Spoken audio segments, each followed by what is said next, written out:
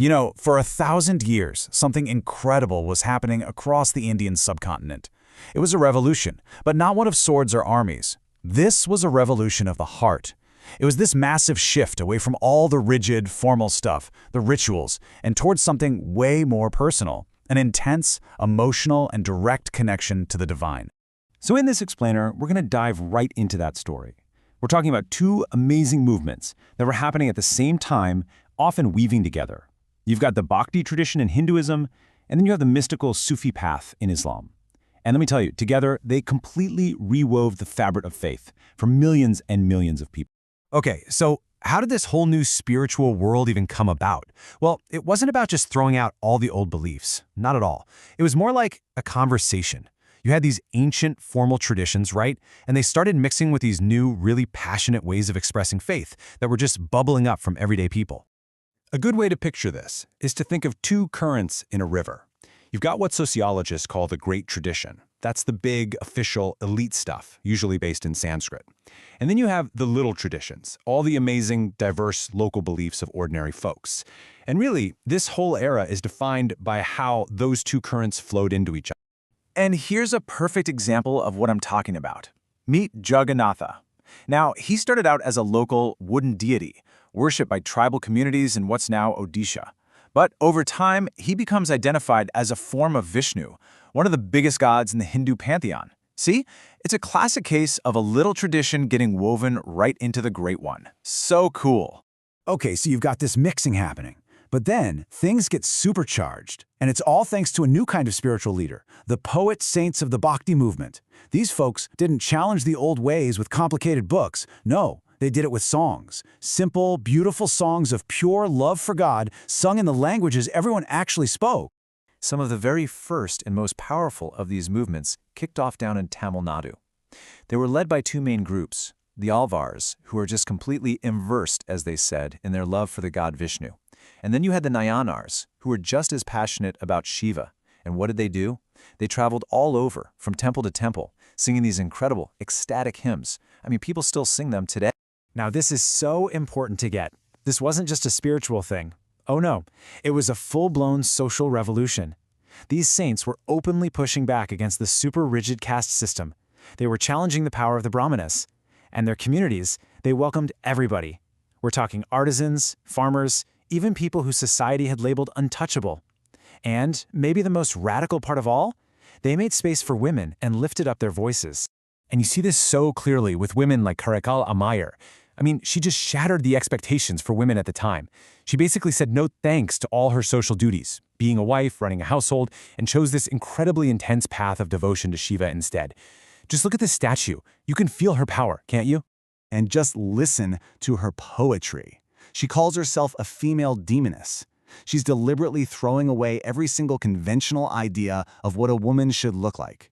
Instead, she embraces this kind of scary, starved look as proof of her total, all-in love for Shiva. Wow, what a powerful statement to make.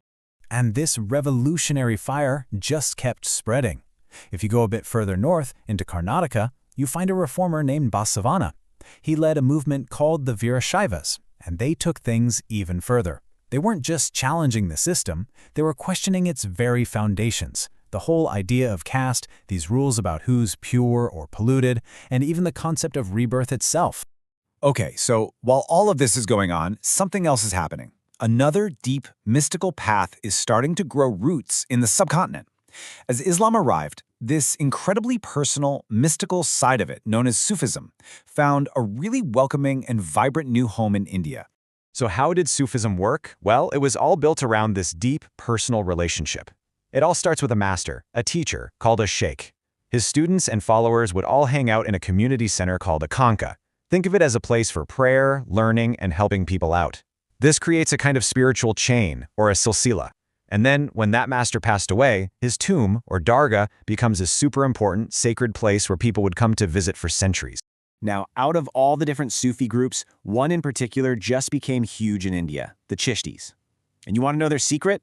They were amazing at adapting. They didn't try to shut out the local culture. Instead, they absorbed and embraced parts of the devotional traditions that were already there. And this, right here, is where the story gets really cool. because these two powerful spiritual rivers, Bhakti and Sufism, they don't just flow next to each other. No, they start to mix. They start to look like each other, to speak this common language of pure divine love. I mean, just take a look here. On one side, you've got the Hindu god Krishna, charming the entire world with his flute. And on the other, you've got a Sufi gathering, a sama, where they're using music to reach this state of pure spiritual joy. It's amazing, right? Both traditions figured out that music and poetry, well, they weren't just for fun. They were a highway straight to the divine. The similarities are just mind-blowing when you lay them out. The Bhakti tradition, it has its guru. Sufism, it has its peer or sheikh. Both of them used music in their worship. And both were really digging into the nature of God. Like, does God have a form, Saguna, or is God formless, Nirguna? They even shared this idea of just remembering God, like the Sufi practice of zikr, repeating God's name over and over. It was seen as a key to everything. And if you want one person who just embodies this incredible meeting of minds, it's gotta be the poet Saint Kabir. He was totally fearless. He pulled from Hindu traditions, from Muslim traditions, and he just brushed aside all the religious labels. For him, like he says so beautifully here, it didn't matter if you called God Allah or Ram or Kareem. They were all just words, just names for the same single ultimate truth. Right, but it's important to remember none of this was happening in a bubble. Because these movements became so incredibly popular, they suddenly had a lot of social and political clout. And this led to a really interesting kind of complex stance with the kings and sultans who were in charge. See, the rulers, they weren't dumb. They saw how much the people loved these saints, and they realized, hey, we can use this. So kings, sultans, emperors, you name it, they all wanted to get the blessings of these holy figures. You see it way back with the Chola kings in the 9th century, building huge temples for Shiva inspired by the Nayanars. And you see it centuries later with the Mughal Emperor Akbar, going on pilgrimages to Sufi shrines. Why? It was a way to make their own rules seem more legit, more blessed. And all of this royal support left us with some absolutely breathtaking architecture. Just look at this. This is the tomb of the Sufi master Sheikh Salim Chishti. It was built by Emperor Akbar, who is incredibly grateful to him. It's just a gorgeous physical reminder of the powerful connection that could form between the rulers and the saints. So after all that, what do we take away from this 1,000-year revolution of the heart? Well, I think the legacy of the Bhakti and Sufi saints leaves us with this huge, timeless question. What does it really mean to have faith? Is it all about the external stuff, the rituals? Or is it about building a deep, personal, and loving relationship with whatever you hold to be divine? It's the question they were asking 1,000 years ago, and you know what? It's a question that's just as relevant for us right now.